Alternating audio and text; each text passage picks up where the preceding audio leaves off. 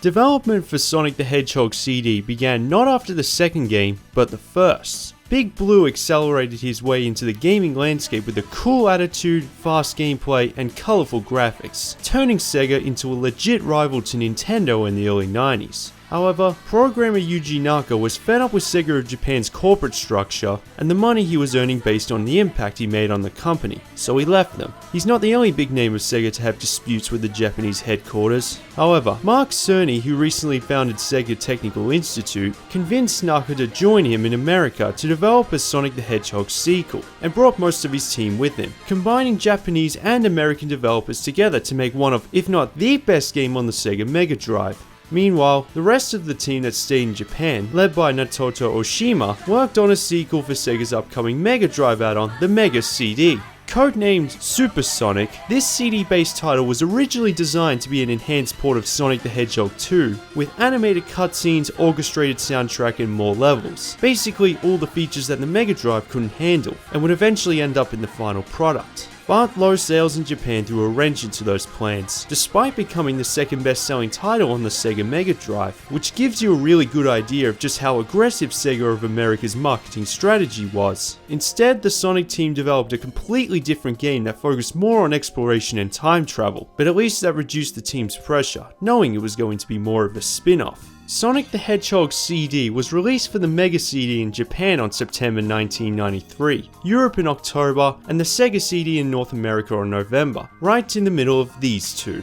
Because the Sega CD was a commercial flop, but Sonic CD is considered one of the best on the system, there have been many re-releases over the years, including the PC in 1996, the Sonic Gems collection for the Nintendo GameCube and PlayStation 2 in 2005, and was re-released in 2011 by Christian Taxman Whitehead, who developed a custom retro engine to modernize the game on current generation systems. Initially released for the mobile, it also came out for the Xbox 360, PlayStation 3 and Steam, which is the version we're looking at, with a few additional features and less headaches, so don't be surprised if I bring it up if there's something in that version that adds to the original. After looking into the Gems collection recently, I had a proper go at Sonic CD. I loved it, which obviously sets the tone for this review perfectly, and it's going to be 25 years old this September, so I thought, you know what, I'm reviewing Sonic CD next. Every final month of the year, the Little Planet, that's actually what it's called, raises from the waters like the satellite from GoldenEye. Residing on the planet are time stones, which are used to manipulate time when in possession of all of them. Dr. Robotnik invades the planet by chaining it to Earth, stealing all the stones, traveling back to the past, and creating robot minions to take control like a fortress in the present. Sonic dashes his way to the planet to collect all the time stones, stop Robotnik, save the planet, and Princess Sally, obsessive over Sonic, who is following him every step of the way until she's kidnapped by Metal Sonic. Yeah, I know she's actually called Amy Rose, but the game's manual refers to her as Princess Sally, who was in the Sonic the Hedgehog comics and made a cameo appearance in Sonic Spinball. My guess is that Sally was originally meant to be in Sonic CD, but the Sonic team replaced her with Amy instead, and just forgot to change the manual description. Fun fact, Amy debuted in the comics before this game. Her fur was brown, but her personality traits were similar, whereas Metal Sonic was created by Robotnik to have all the skill sets of Organic Sonic and do all his dirty work in the past. This was the first appearance in a Sonic game for both characters and would play a key role in some of the titles in the series that came after.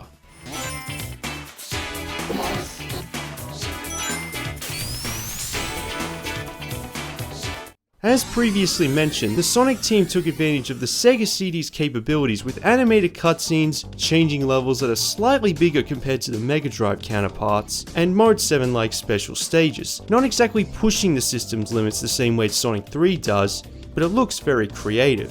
Okay, in some ways it does, because one of the biggest complaints of Sonic CD is the slowdown, especially after losing a lot of rings. It uses the same engine Yuji Naka programmed for the first Sonic game, but because he was out developing Sonic 2, retooling it, back in Japan they were still using the same old technology as the first game, which was struggling to handle the new features being thrown at it. But because I'm using the 2011 version, the slowdown is non-existent.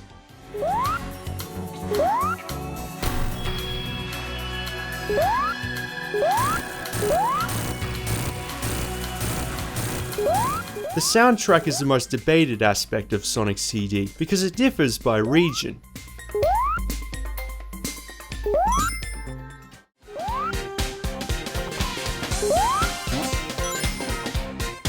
According to Spencer Nielsen, who worked on the North American soundtrack, he called the polarization ridiculous, stating that both regions have different philosophies, and critics were simply finding ways to bash the game. Okay, the Japanese PAL version definitely has the superior soundtrack, but is the North American one really that bad? I don't think so. My only question is, why bother changing it in the first place? The only explanation I can find is that Sega of America wanted the music to sound less like a video game, so that it'll age better. But the Mega Drive titles never had soundtracks for specific regions, and have aged gracefully. Fortunately, if you have the 2011 version, you have the option to choose between the two. What I like to do is change the soundtrack every time I boot it up, because I like both.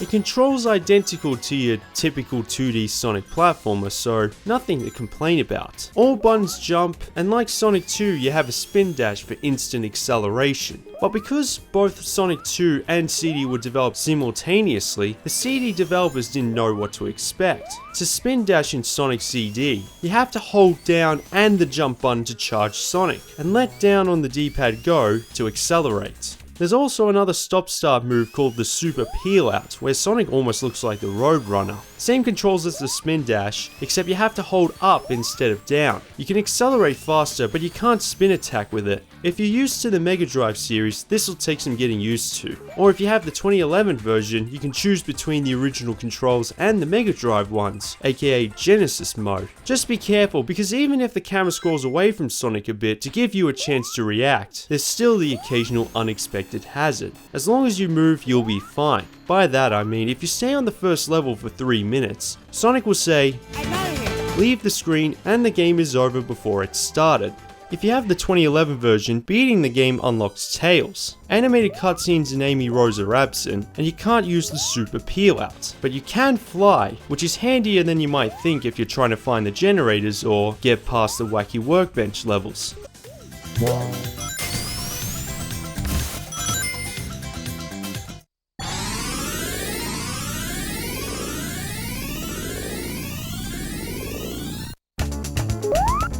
At first, the time travel element is not entirely clear. I initially thought it was for aesthetic reasons, and that collecting all the time stones were the only way to get the good ending, just like every 2D Sonic game I've ever played. It wasn't until I found out that you can destroy these things, and after destroying them on the second zone as well, I noticed that the final zone was different compared to doing nothing. That's when it made more sense. I'll do my best to explain the time travel mechanics, but I wouldn't be surprised if what I'm about to say isn't 100% correct, just like a lot of my previous videos. The levels have time machines that either send you to the future or the past. Once you run past a time warp plate, dash fast enough and maintain that speed for around 5 seconds. That'll send you either forwards or backwards in time, and the layout changes depending on the time period. The past is easier with less enemies on screen and where the main goal lies, to destroy the generators and projectors, while the future is meant to symbolize Robotnik's evil impact, and is more difficult to play through. In short, avoid the future because you'll be punished with harder level design.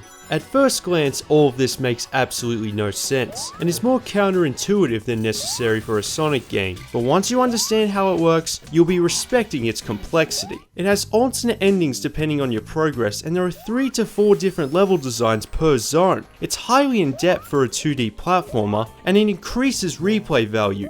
However, the problem with this search and destroy gameplay is that it slows things down because these levels aren't exactly tiny, and the whole point of Sonic games is to go as fast as possible. It looks and feels like a hack or homebrew. In the Mega Drive titles, the levels are completely one way with the occasional split path, whereas in the CD title, it's much more open with additional pathways everywhere. It has its quick moments, but nowhere near as many as Sonic 2 or 3. Also, you have to create a good future for every single zone in the entire game to get the good ending. More specifically, the first 2 zones on every level, which is a taller order than it sounds. There's no indication to where these robot generators or projectors are, so you have to potentially search every nook and cranny in the level, so it's quite cryptic as you progress through the game. This might explain why there's a goal sign right next to the end of a level, so it can give you a chance to go back and continue searching. The only benefit of the doubt I can give to the game designers back in the early 90s was that they were coming off the first game. It wasn't as fast compared to what the Mega Drive sequels would provide, and was intentionally designed for exploration. And when you look at it from that perspective, maybe it's just part of the challenge.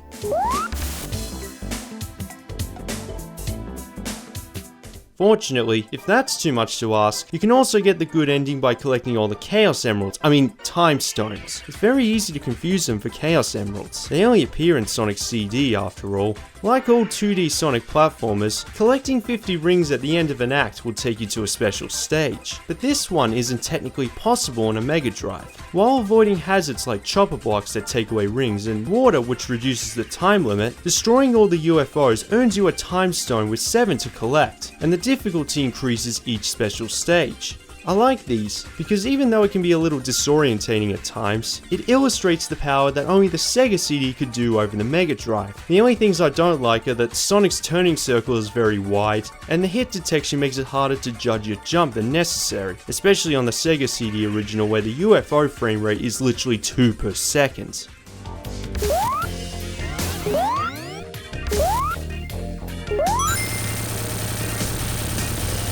Trying to get the good ending is the real challenge of Sonic CD, because Robotnik doesn't put up much of a fight. Unlike the Mega Drive titles, battles have their own act, where there's a higher volume of item boxes and rings at the start. Also, as mentioned previously, if you create a good future on the first 2 acts of a zone, it makes the boss easier to beat.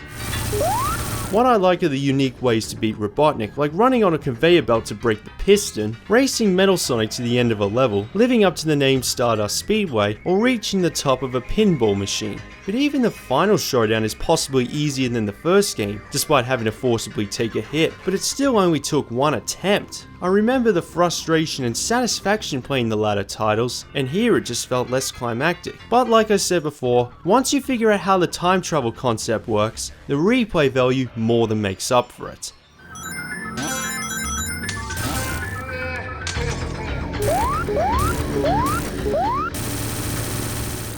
Sonic CD is considered one of the greatest, yet most polarizing Sonic games out there. At least it was for a long time, and I can understand why. It's not as fast, North America initially missed out on the superior soundtrack, it's more technically unstable than the Mega Drive titles, and admittingly, it took me longer to appreciate compared to these games. Maybe it's because I'm reviewing it, which requires me to understand how the time travel gameplay works, because going in blind will make you think it's all over the place. Remember that this was developed by a team that only worked on the first game, which also isn't as fast as the sequels, and the levels are designed to be explored. But because the party piece of Sonic games is fast movement, this one won't be for everybody. But being a Sonic the Hedgehog title, it's obviously the best selling on the Sega CD with 1.5 million copies sold. Which doesn't sound like much, but when you factor in that Sega sold 2.25 million CD add-ons, more than half of Sega CD owners have Sonic CD. I wouldn't be surprised that if you put sales from other systems into consideration, PC, Gems Collection 2011 re-release, it outsold the system it originally came out for. If there's a version I recommend, it's the 2011 re-release. I mentioned it so many times in this review because it fixes a lot of the issues that made it polarized in the first place, like an old classic car restored with modern touches. I still prefer Sonic the Hedgehog 2 or 3 and Knuckles, but I'm on the side that thinks Sonic CD is a gaming classic.